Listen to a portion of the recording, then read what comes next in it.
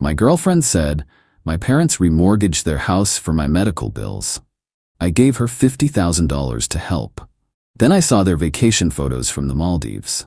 I didn't ask for it back. I simply sued all three of them for fraud. Their masks collapsed in the first hearing. I, 29 male, still can't believe I'm writing this. 2 weeks ago, I was planning to propose. Now I'm in the middle of a fraud lawsuit against my girlfriend and her parents. Been with Jenna, 27, for 3 years. Met her at a bookstore. She was reading medical journals. I was browsing sci-fi. We clicked instantly. She was finishing her nursing degree. I was working as a data analyst for a logistics company. Nothing fancy, but decent money. Last year, Jenna started having health issues. Chronic fatigue, mysterious pain. Doctors couldn't figure it out. She was in and out of specialists, missing work at the clinic where she'd started. The bills started piling up. Then in January, she broke down crying. Said her parents, Frank and Dottie, had remortgaged their house to help with her medical expenses. Showed me paperwork. Looked like refinancing documents. Medical bills totaling around $85,000. Her insurance had supposedly denied coverage for experimental treatments. I felt terrible. Here's this woman I love. Her elderly parents sacrificing their retirement security for her health. I had about $70 saved. Combo of inheritance from my grandpa and being a boring homebody who never spends money. Told her I wanted to help. She cried harder. I can't take your money. You're not taking it. I'm giving it. We're a team. Transferred $50,000 to her account that week. Kept $20 as my emergency fund. She promised to pay me back once she was working full-time again. I told her not to worry about it. Fast forward to 3 weeks ago. I'm at work, mindlessly scrolling Instagram during lunch. Jenna's mom doesn't really understand privacy settings. Her profile is wide open. There it is, posted 4 days prior. Living our best life in paradise. So blessed. Maldives, family vacation blessed. Photo after photo. Frank and Dottie sipping cocktails on a yacht. Jenna in a designer bikini at an overwater bungalow that I know costs $2,000 a night minimum. Private seaplane transfer, spa treatments, the works. My brain short-circuited. These are people who supposedly just destroyed their financial future for medical bills, kept scrolling, found more photos from the previous week. Timestamps showed they'd been there for 10 days. Did the math. That trip?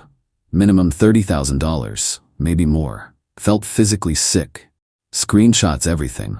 Then started digging. Called the hospital billing department, pretending to be following up on payment plans for Jenna. They had no record of any bills over $3,000, all of which had been paid by insurance months ago. The specialist she was supposedly seeing? The clinic existed, but when I called asking about their experimental chronic fatigue treatment, they were confused. They do standard rheumatology, nothing experimental. The refinancing documents she'd shown me? Started looking closer at the screenshots I'd taken back then. The letterhead was slightly off. The bank logo was low resolution. Format didn't match actual documents from that bank. I checked their website. They were fake. All of it. That evening, Jenna came over, acting normal, chatting about her day. I pulled up Dottie's Instagram on my laptop. Your mom's vacation photos look nice. The color drained from her face. That's not what it looks like. Really? Because it looks like your parents took my money meant for medical bills and went to the Maldives. She started scrambling. They needed a break, the stress of my illness, the refinancing. They just needed some time away. Jenna, I called the hospital. I called the clinic. I know there were no bills. I know there's no experimental treatment. Silence. Then she tried tears. I was going to tell you, we were in debt from other things, credit cards, my student loans. My parents were going to lose their house. So you fabricated medical bills? Created fake documents? That's fraud, Jenna. It's not fraud. You gave it as a gift. I never signed anything saying it was specifically for medical bills. That's when I knew she'd already thought through the legal angles. This was calculated. Get out. She switched to anger. You can't prove anything. You gave me that money freely. Get out. She left, but not before saying, you'll never see a penny back. And if you try anything, I'll tell everyone you're a controlling psycho who's bitter about a gift. Challenge accepted. Update 1. The mask came off fast. First, let me address something from the comments. Yes, I have everything documented.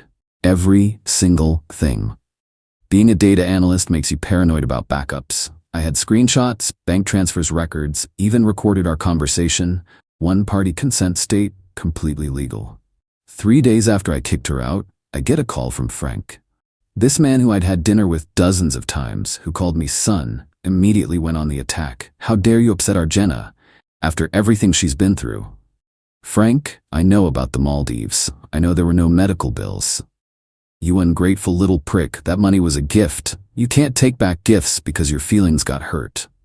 You're right, Frank. I can't take back a gift, but I can sue for fraud when that gift was obtained through false pretenses. He laughed. Actually laughed. You think you're smart? Jenna documented everything. She has texts of you insisting she take the money. You begging to help. No mention of medical bills anywhere in writing. That's when I realized they'd planned this from the start. Jenna had been careful in our text conversations, always discussing her situation or difficulties, but never explicitly connecting them to the money transfer in writing. Frank, she showed me falsified medical documents. That's fraud. Prove it. He hung up. 20 minutes later, Jenna texts from a new number. Baby, I'm sorry. Let's talk. I can explain everything. I love you. I didn't respond. An hour later, if you don't want to talk, that's fine, but I need my things from your apartment. Then, I'm entitled to my belongings. If you don't respond, I'll have to involve the authorities. Then the social media campaign started. Jenna posted a sob story on Facebook about her abusive ex who was punishing her for accepting help during her health crisis, tagged mutual friends. Some reached out to me, concerned. I sent them the Maldives photos and told them to check with the hospital themselves if they doubted me. Most backed off after that. But Dottie went nuclear. She started messaging my mom on Facebook, claiming I was mentally unstable and had control issues. Said I was trying to financially abuse a sick woman. My mom's response was gold. Dottie, I saw your vacation photos. They're lovely. That resort looks expensive. Blocked immediately. Meanwhile, I was busy. Found a lawyer who specialized in fraud cases, Jeremy. Good guy, very straightforward. Looked at everything I had. This is actually a solid case. The falsified documents are key. The fact that they presented specific paperwork, regardless of text messages, shows intent to deceive. The amount makes this criminal fraud in our state. Criminal? If you wanted to pursue it, right now we can file civil charges. But if they don't settle, we might involve the DA's office. Filed the lawsuit that Friday. Fraud, seeking full restitution plus legal fees. The papers were served Monday morning. All three of them, Jenna, Frank, and Dottie, named as defendants. The extinction burst, as Reddit calls it, was immediate. 47 missed calls from various numbers. Kidding, it was actually 23, but still. Texts from Jenna ranging from, please don't do this, to you're destroying my family, to I'll ruin your life. Frank left a voicemail. You little shit, you have no idea who you're messing with. I know people, this won't end well for you. Dottie tried the guilt angle, leaving a crying voicemail about how they're good Christian people who made a mistake, and how could I destroy their lives over money. Then came the escalation. Tuesday morning, my manager pulls me aside. Someone had called HR claiming I was embezzling company funds. Anonymous tip. They had to investigate, obviously. I showed them my finances, explained the situation. My manager was pissed. Not at me, at them. This is clear harassment. Document everything. We'll support you if you need us to. Wednesday, I get home to find my apartment door slightly scratched around the lock. Someone had tried to get in. Nothing missing. They didn't succeed, but the intent was clear. Filed a police report, installed a camera immediately. Thursday, Jenna shows up at my gym. Makes a scene. How could you do this to me? I loved you. You're trying to destroy my family. Everyone's staring. I'm on the treadmill just trying to ignore her. She gets louder. You begged me to take that money. Now you're suing me because I went on one vacation? I stopped the treadmill, looked her dead in the eyes, and said loud enough for everyone to hear.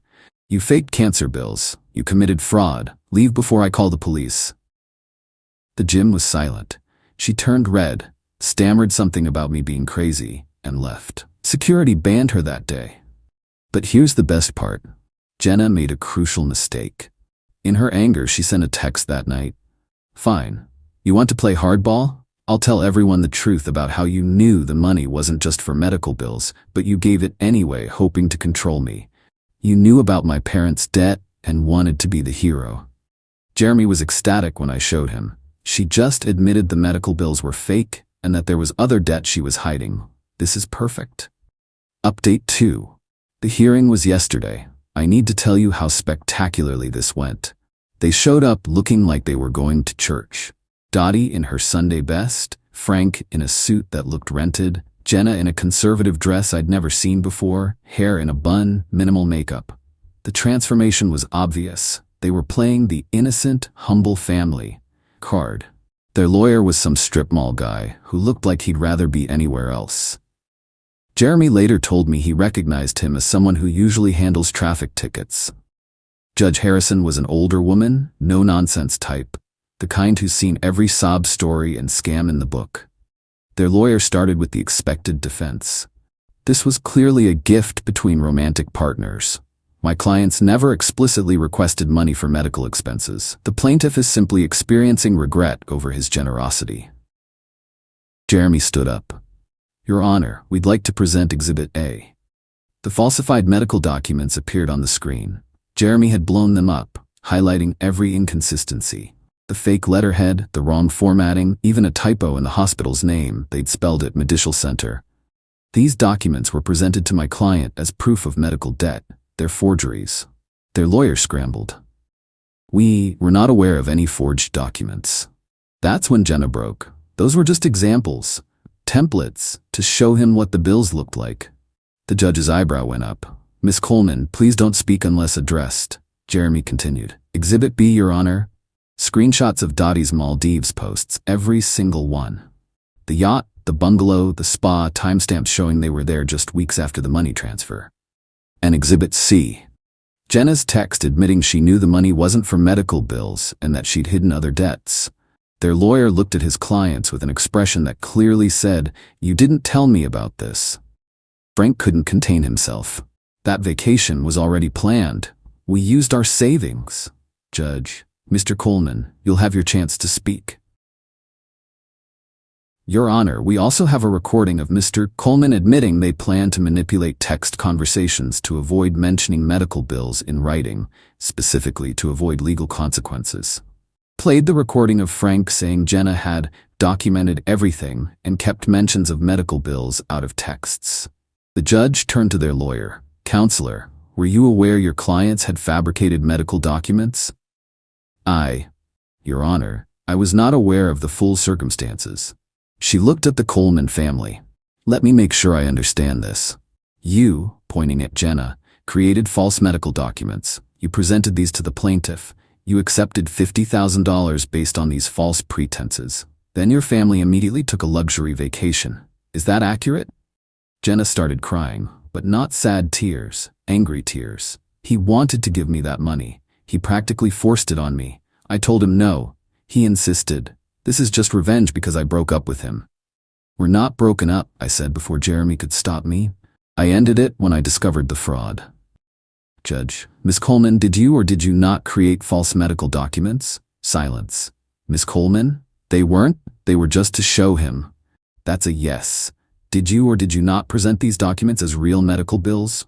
More silence. Frank exploded. This is ridiculous. We don't have to sit here and be attacked. He gave a gift. You can't take back gifts. The judge's expression went cold. Mr. Coleman, fraud vitiates everything.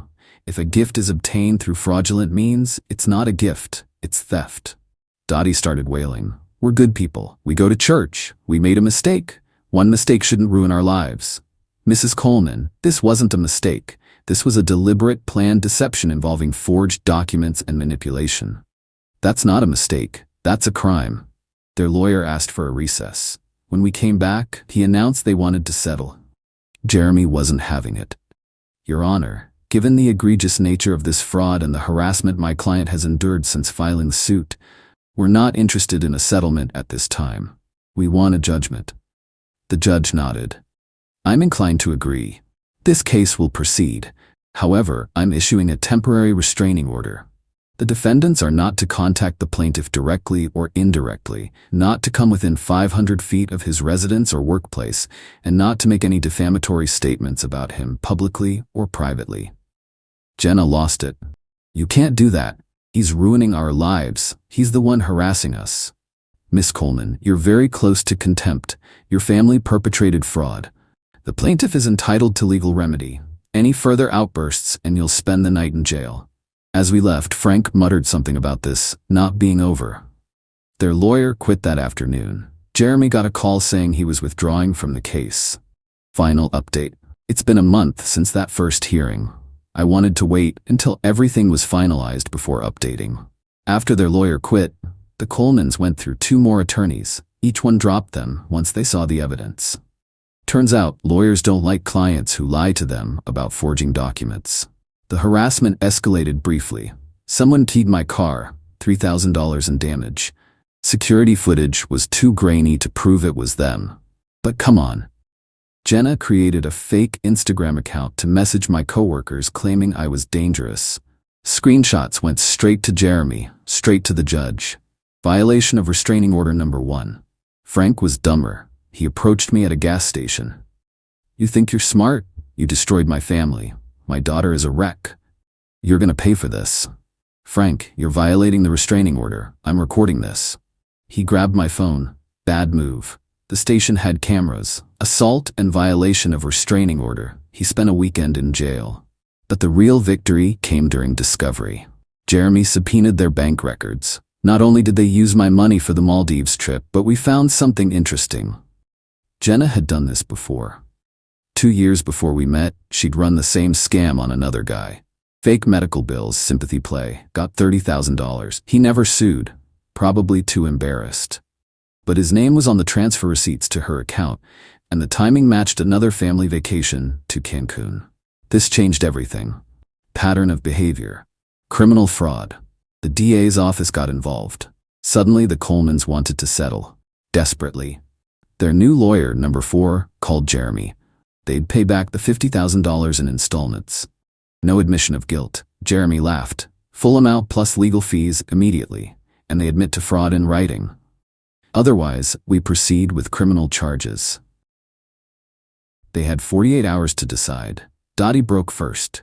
She showed up at my mom's house, violating the restraining order again, sobbing about how they'd lose their house. My mom, bless her, recorded everything while telling her to leave. Please, he's destroying us. Jenna made a mistake. We'll pay him back. We'll sell things. Please make him stop. Mom, your daughter is a con artist. Your family are thieves. Leave my property, or I'm calling the police. They agreed to our terms the next day. $50,000 plus $8,500 in legal fees, due immediately. They had to sell Frank's boat and Dottie's Mercedes. Apparently the house story was partly true. They were in debt, just not from medical bills. Jenna had to move back in with them. She lost her job after the restraining order violations became public record. The signed admission of fraud was beautiful. All 3 admitted to conspiring to defraud me through false medical documents. Jeremy made sure it was airtight, any violation of the agreement or any further harassment, and we'd proceed with criminal charges. Got my money back last week. Every penny. But here's the kicker. Remember the ex-boyfriend they'd scammed? He reached out after hearing about my case through mutual acquaintances. He's now suing them too. With the admission of fraud in my case, his case is basically guaranteed. Last I heard, Frank works nights at a warehouse now. His previous employer let him go after the arrest. Dottie's selling MLM products on Facebook and failing. Jenna tried to start a GoFundMe claiming she was a victim of financial abuse, but it got taken down after multiple people reported it with evidence of the fraud. They're probably going to lose their house after all when the ex-boyfriend wins his case. As for me, I'm in therapy, working through the trust issues this whole thing caused. Started dating again recently, someone who actually shows me her real medical bills when she has them. Kidding, but the transparency in my new relationship is refreshing. The money's back in my savings. Thinking about using it for a down payment on a house with good security cameras. To those asking if I regret going nuclear instead of just accepting the loss, hell no. It wasn't about the money by the end. It was about showing them that their calculated cruelty had consequences. They didn't just steal money, they fabricated an entire illness, manipulated my emotions, made me watch the woman I loved suffer from fake symptoms. They let me lose sleep worrying about her health while they planned vacation activities. That's not a mistake. That's not a momentary lapse in judgment. That's months of deliberate deception. Looking me in the eye every single day and lying. They wanted to play games, they got exactly what they deserved, and now it's public record forever. The best revenge isn't served cold. It's served with legal documentation and a judge who's seen through your BS. Done with this chapter. Moving on.